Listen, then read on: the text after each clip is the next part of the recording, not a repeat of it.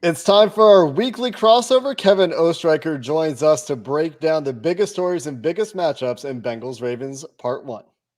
You are Locked On Bengals, your daily Cincinnati Bengals podcast, part of the Locked On Podcast Network. Your team every day.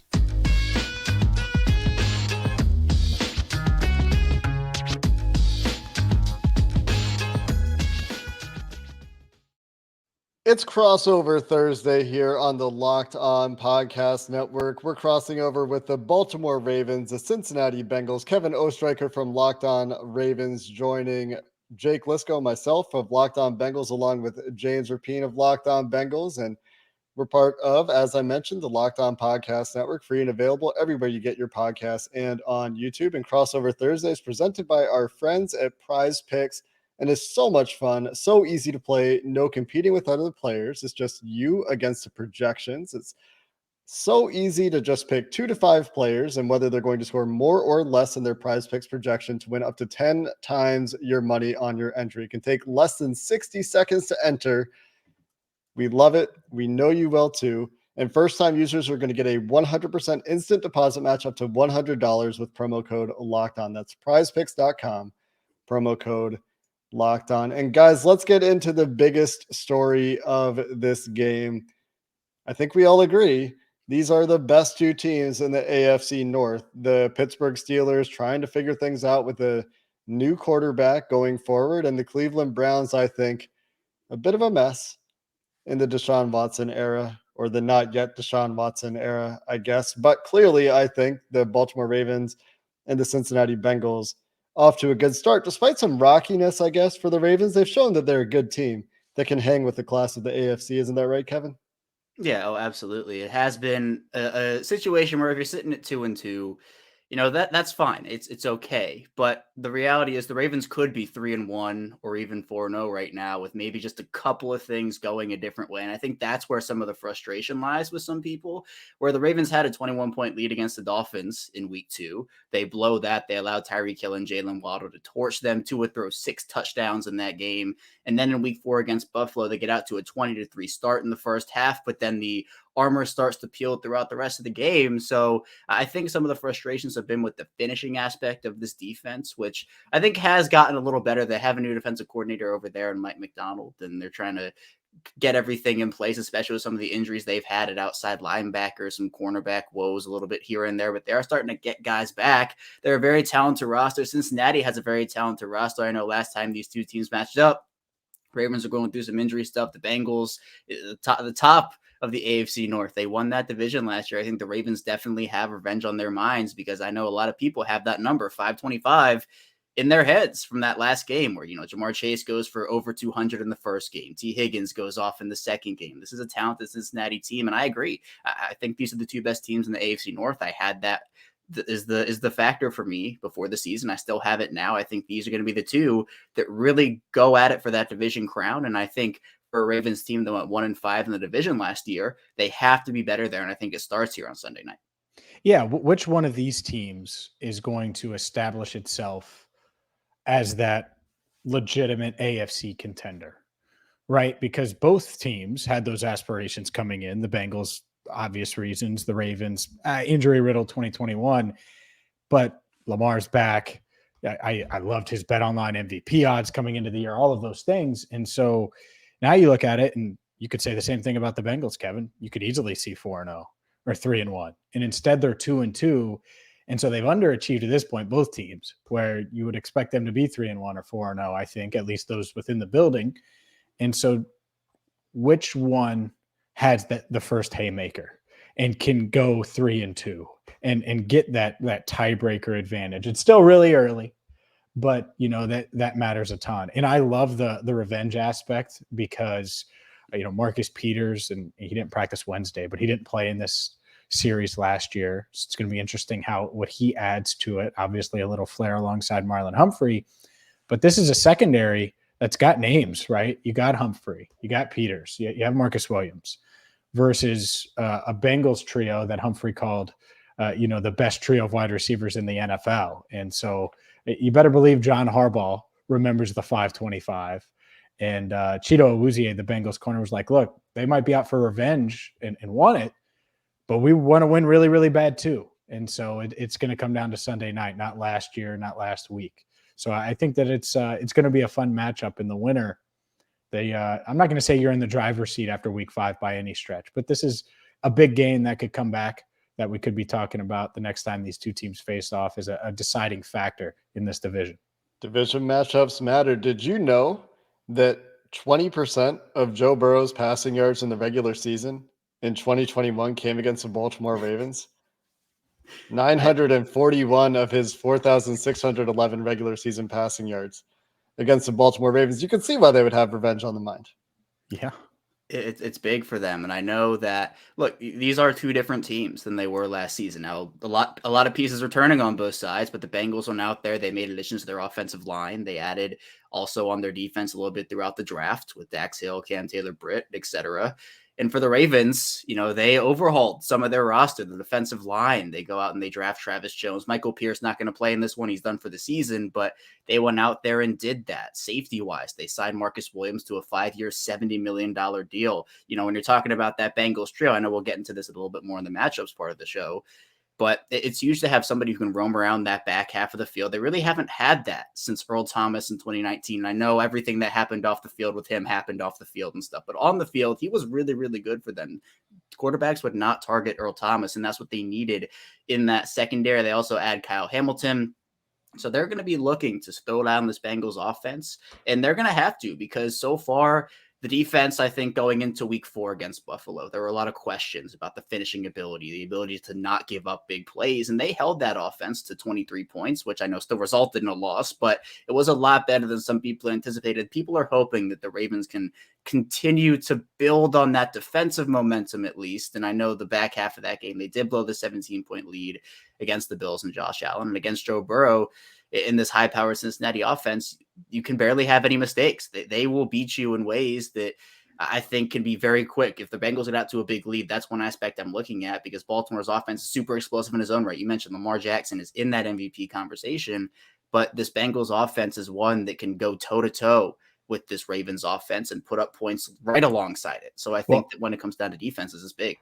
I would hope they can be that, but the Bengals offense hasn't been that. And that's the thing. I mean, it's been a rocky start the first 4 games, and they've shown signs of life, scoring 54 points in their last 2.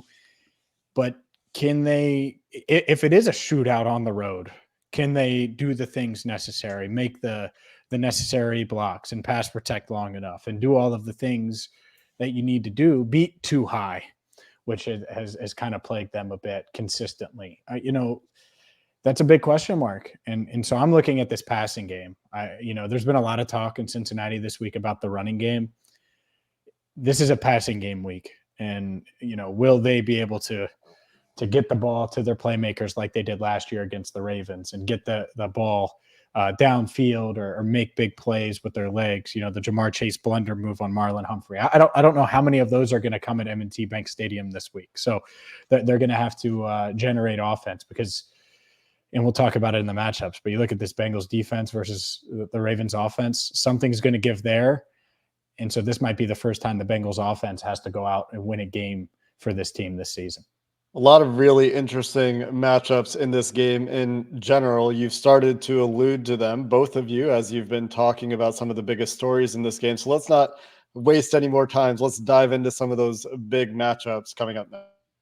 But first, a word from the Elias Game Plan app. The Elias Game Plan is a sports app that, well, it's coming from the most trusted name in sports stats, Elias Sports Bureau, the official statisticians of the U.S. pro sports leagues since 1913. And what you're going to get is all of the stats, facts, and team updates, player updates in the palm of your hand.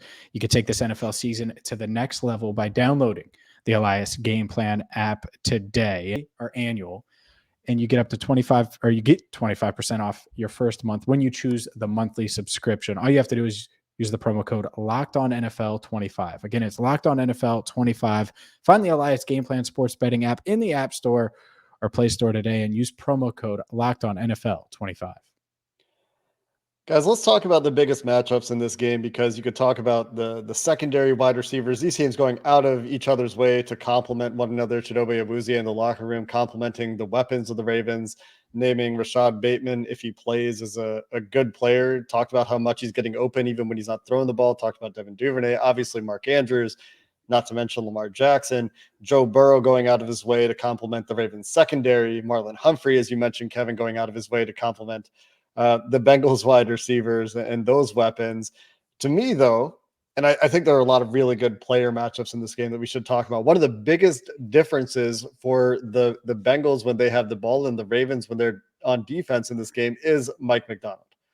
No longer the hyper aggressive and, in my opinion, far too stubborn Martindale approach that we saw last year from this Ravens defense, asking a lot of its secondary players, even when they were banged up in that second matchup. And we saw how that went. 20% of Joe Burrow's passing yards come against this defense. Last week against the Bills, you see a very different approach from the Ravens, very content to sit back in two high shells, make the Bills run the ball, make the Bills force you to get out of it. And that's why I think people are talking about the running game a little bit in Cincinnati, because so far teams have no reason to come out of that too high shell. And the Bengals have had issues against it. The last 2 weeks, as James mentioned, when the offense got back on track a little bit in Cincinnati, 54 points, that's against teams that are giving them one-on-one opportunities down the sidelines. So before we get into some of the player matchups, Kevin, I'm hoping you can tell me what you're expecting to see from this Ravens defense in terms of their coverage approach. Are they going to do what the first two teams the Bengals saw this year did and just sit too high the whole game until they're forced out of it? Or do you think it'll be a little more complicated than that? I think generally that could be what we see, but I do think that Mike McDonald will try to flip some things and switch some things up and maybe show some blitz packages here and there.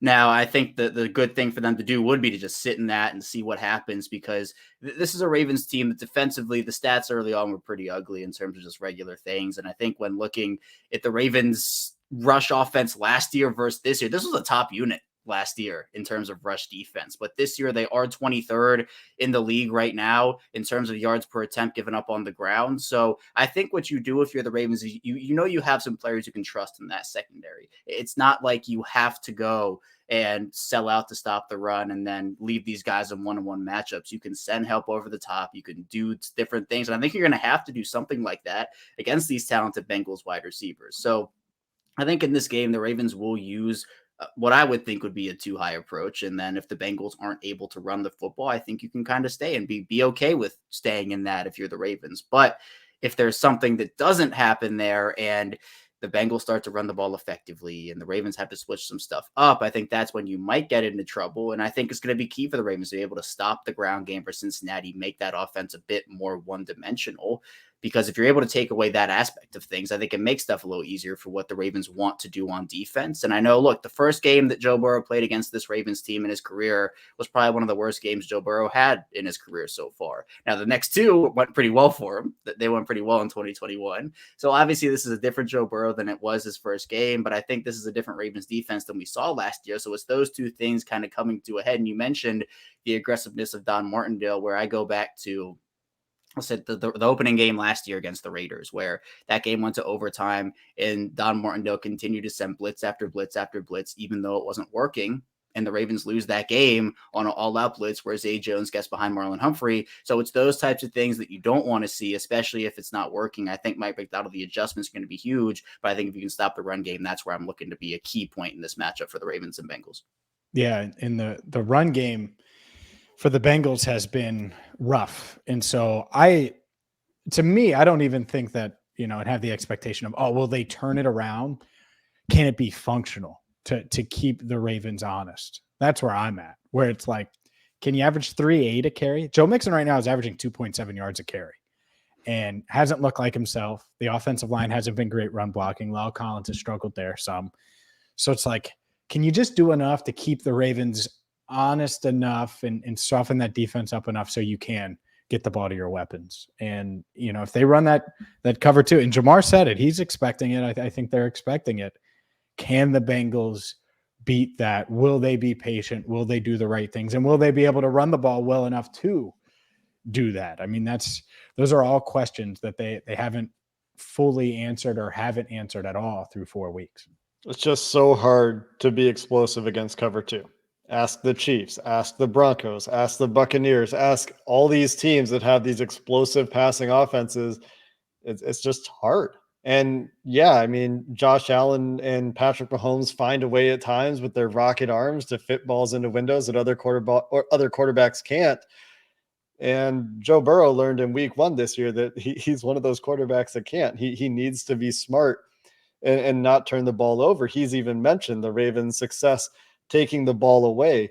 And I think another factor, just a couple of players I want to shout out on the Ravens, Justin Madubuike and obviously Calais Campbell have both been fantastic in the trenches. And that aside, and the running game aside, the other, to me, marquee matchup of this game, obviously there's a lot we can talk about with the Ravens offense, but to me, the marquee matchup is the Bengals receivers and the Baltimore secondary, because the Baltimore secondary is pretty dang good.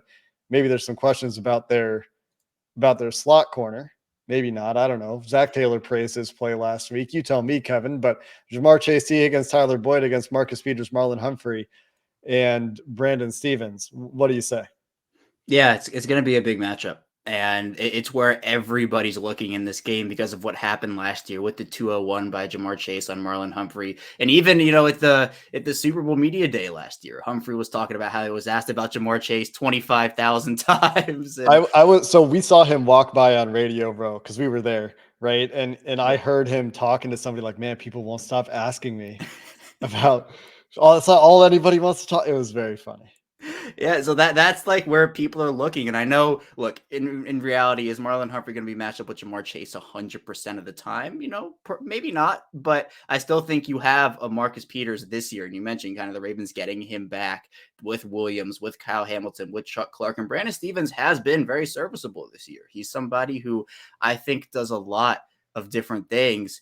And there's so much about this Ravens secondary that you have to like. The fact that they can do so many great looks and they have a bunch of different things that they could do there against the Bengals team that has so many explosive weapons in that trio of Chase, Higgins, and Boyd.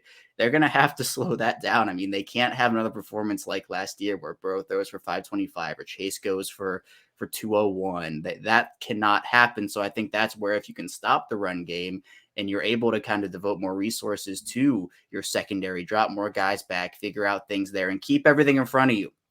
The big explosive plays against the Dolphins in week 2, that's what I'm talking about, where Tyreek Hill can beat you deep. Jalen Waddle can beat you deep. And the Ravens, it wasn't like the Dolphins were putting together these 10-minute drives. It was 4 plays, 60-yard touchdown. It was 3 plays, 40-yard touch. So it's these things that I think it can really help the Ravens against the Bengals, where they have to be able to keep everything in front. And if you can give up some short stuff and then make the Bengals either punt or kick a field goal in every possession, obviously that's a very tough task to ask against that Bengals offense. But if you can force them to kick every possession with how explosive the Ravens offense can be, I mean, I think that's an automatic win. So while it maybe won't happen that way, if you can get Evan McPherson on the field instead of putting the ball in the end zone, if you're Cincinnati, I think that's a way for the Ravens to win this game.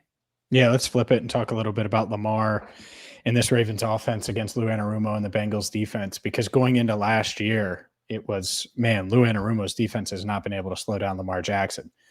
And then they found a way, and it wasn't perfect by any stretch in that first game, but they were able to do that. And Lamar wasn't wearing the sunglasses on the sidelines and stuff, like that famous picture from a few years ago.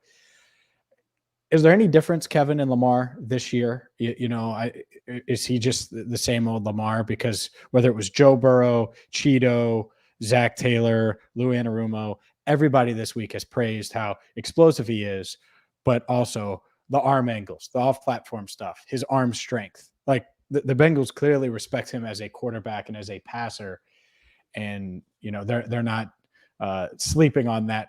But by any stretch, even though if Rashad Bateman is out, there could be, a question about his weapons. So is there any difference in Lamar this year versus the other past years?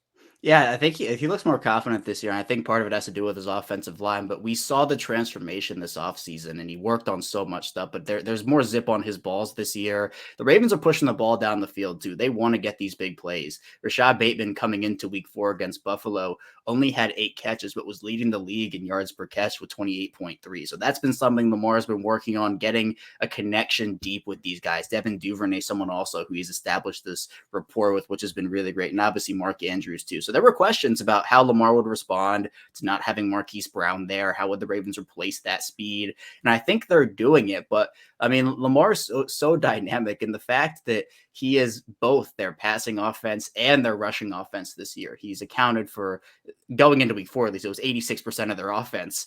He is somebody who has had to once again shoulder the load for this Ravens team because their running backs, they're working back in J.K. Dobbins. Gus Edwards returned to practice on Wednesday, but it's been disappointing performances by Kenyon Drake and Mike Davis. So they have been relying on Lamar Jackson for everything. For a team that's been so dominant rushing the ball, you go back to 2019, the back half of 2020, etc. It's been Lamar this year. It's Lamar if you're the Ravens. And I think passing the football, I've been so impressed with him. I think the decision making, I know last year he was under duress a lot. The offensive line was not great. Alejandro Villanueva at left tackle did not work. And he was all over the place, I think, in some instances because that clock was sped up. He was trying to take something that maybe wasn't there because he was rushed out of the pocket every play.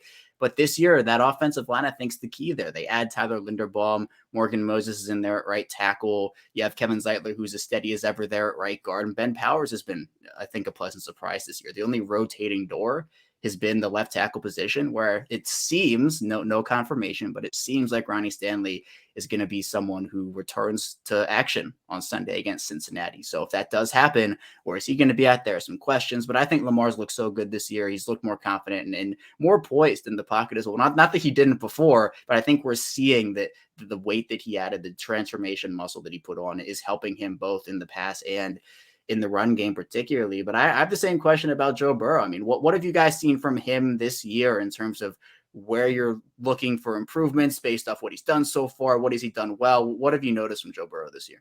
We'll answer that question coming up next. But first, a word from LinkedIn Jobs, because you might want to find the next Lamar Jackson or Joe Burrow of your industry. And you know how you can do that with LinkedIn Jobs. You want to be 100% certain that you have access to the best qualified candidates.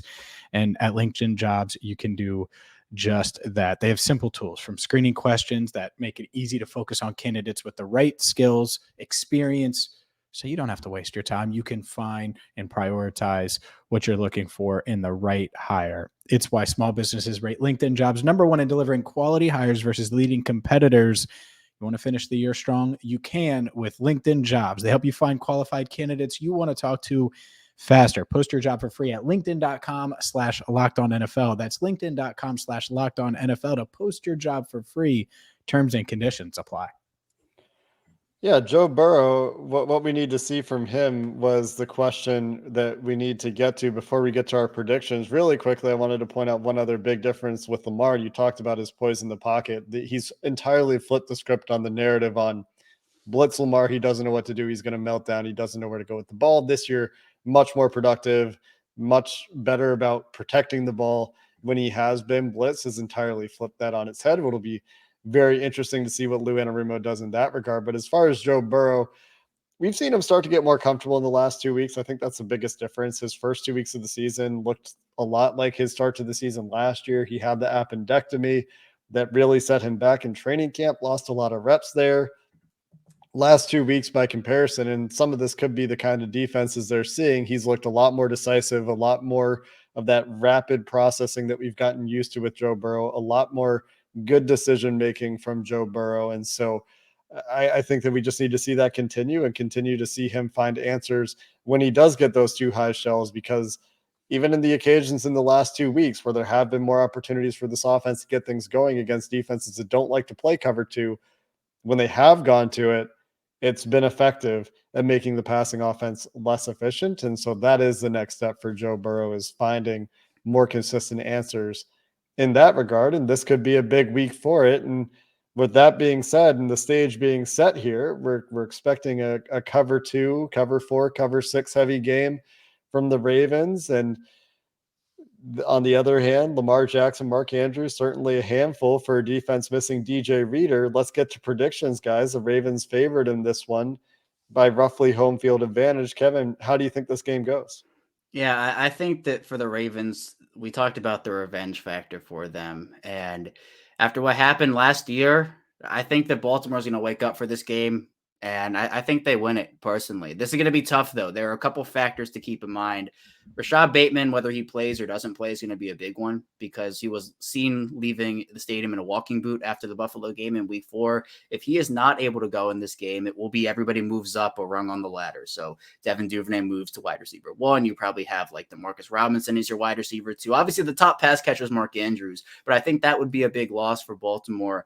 But I think for the Ravens, their defense has started to show some signs of life. The secondary looks great this year. Now, the Bengals trio, they've looked pretty good in their own right. But I do think that for the Ravens, they know that they cannot have a repeat of last year where they lose these divisional games. They've already lost 2 very big conference games in Miami and Buffalo, where you're not going to get eliminated from the playoffs if you lose in week 5. But it could really have an impact down the line if the Ravens and Bengals, who I know we all agree are going to be fighting for this division crown, tiebreakers are big when it comes to stuff like that. So I think Lamar Jackson will be able to do some good things against this Bengals secondary. I hope the run game will be able to really, I think, take off. It's been a struggle, again, outside of Lamar Jackson for those running backs to get anything going. J.K. Dobbins will continue to be worked in here, but I think it will come down to something we did talk about, which is the Bengals receivers versus the Ravens secondary and how those two match up. Because if the Ravens aren't able to keep the Bengals receivers in front of them, if there are those big plays, it could be difficult for the Ravens to do that. But I also think the finishing is a big part of it. So any lead for the Ravens right now is probably not safe. And I think for what you have the 21-point blown lead against Miami, the 17-point blown lead against Buffalo. Cincinnati can make a comeback in this one, but I'm going to say the Ravens. If I had to give a score, I'll say 28-24 Ravens for me. I think it'll be a close game. It will definitely be competitive, but I have the Ravens coming out on top in this one. Yeah, I agree with a lot of what you said. Look, if it comes down to the secondary versus the wide receivers, then the Bengals will take that all day. And that's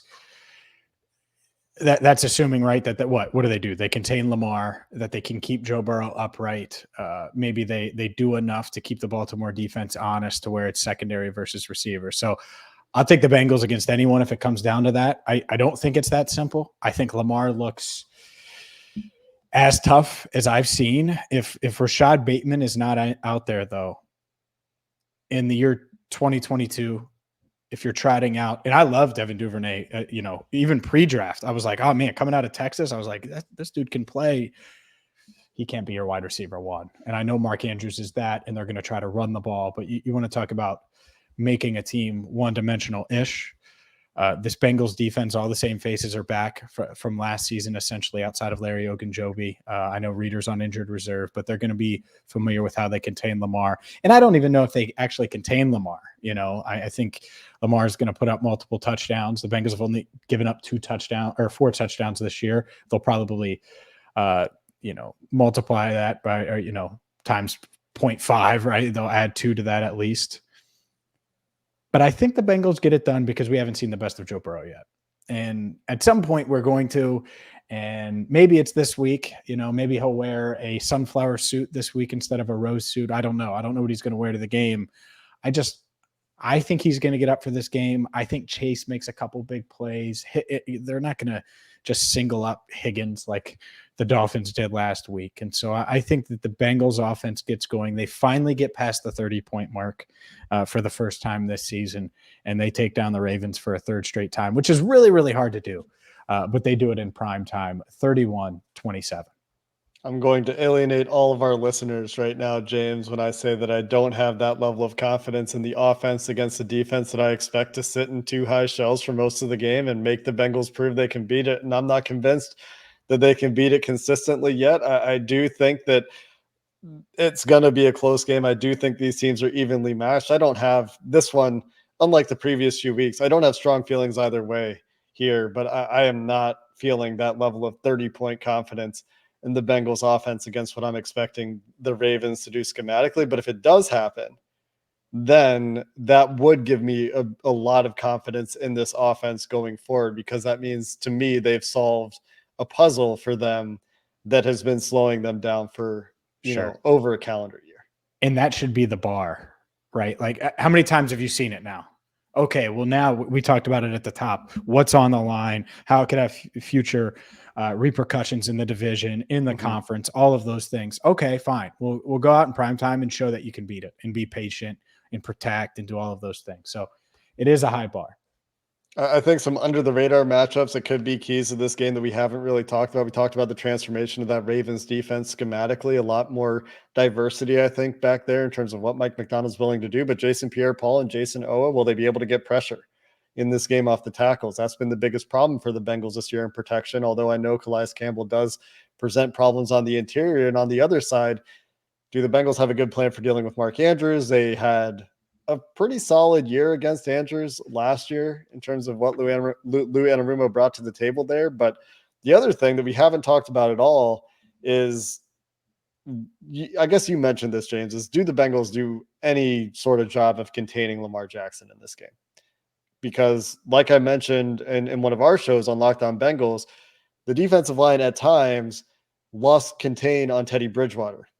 It's a lot easier to keep Teddy Bridgewater in contain than it is to keep Lamar Jackson in contain. The rush and retrace kind of stuff from the defensive line and just the general discipline of that unit, it's going to be a challenge. And, the one thing that could be in their favor, especially if Bateman is out, is it gives them the opportunity to play a lot of zone themselves on defense to keep their eyes in the backfield. And that is a benefit compared to playing man against Lamar, which is just asking for a 30-yard run from the quarterback. Any closing thoughts, Kevin? Yeah, I mean, that it's a good point, because while this has been a passing offense for the Ravens this year, 100%, Lamar will still take those things. And the Ravens still, they use their pre-snap motions to move the defense around a little bit, see what's going on. And we've seen a bunch where there'll be fakes to Devin Duvernay or J.K. Dobbins or et cetera. And Lamar will just take the ball right up the middle. And then the Ravens will use that later in the game to do something different, because the Bengals have seen that look, or whoever has seen that look.